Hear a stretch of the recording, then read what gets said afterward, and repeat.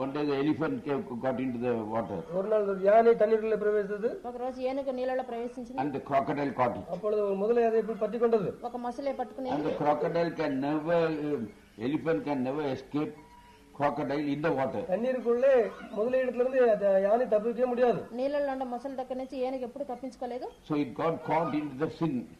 அது பாவத்திலே மாட்டிக்கொண்டது அந்த யானை. ఆ పాపంలో తగులుకున్నది ఏనుగు. So he is trying to remove the leg from that sin. அந்த பாவத்தின் தன்னுடைய காலை எடுக்க எவ்வளவு முயற்சி.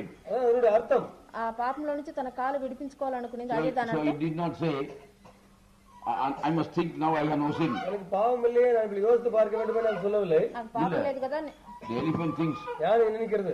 ఏనుగు I must believe that I have got no sin, I am God myself. நானே கடவுள் எனக்கு பாவம் இல்லை நான் நினைக்க வேண்டும் என்று அதை யோசிக்கவில்லை. నేనే దేవుని నాకు పాపం లేదు అని అనుకోండి. పావం வந்து அதை மரணத்துக்கு நேராக எடுத்துக்கொண்டு போய் கொண்டிருக்கிறது. పాపం అనేది మరణానికి తిన్నగా లాగేస్తా ఉంది. So the elephant calls an Adi Moolame, that is Parama Purusha.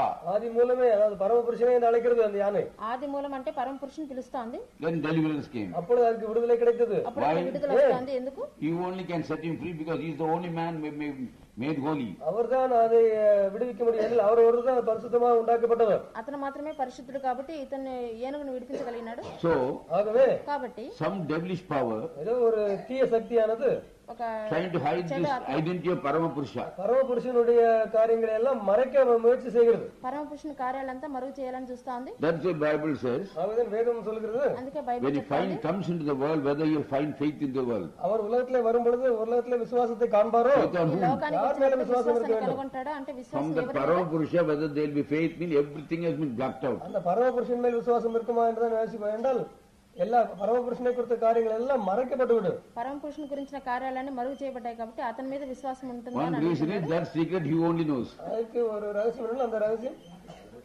அவருக்கு மாத்திரம் தான் தெரியும். దాంట్లో ఉన్న రహస్యం అతనికి మాత్రమే Because తెలుసు. the key was given to him only. என்றால் அந்த திறவுகோல் அவருக்கு மாத்திரம் தொடக்கத்திலே ప్రారంభంలోనే దాని తాళపు చెవి అతని దగ్గర ఇవ్వబడింది. The gates, the keys of hell and death was given to him. நரக பாதாளத்துக்குரிய திறவுகோல்கள் அவரிடத்தில் கொடுக்கப்பட்டது. పాతాళ మరణం యొక్క తాళపు చెవులు అతని దగ్గర ఇవ్వబడింది.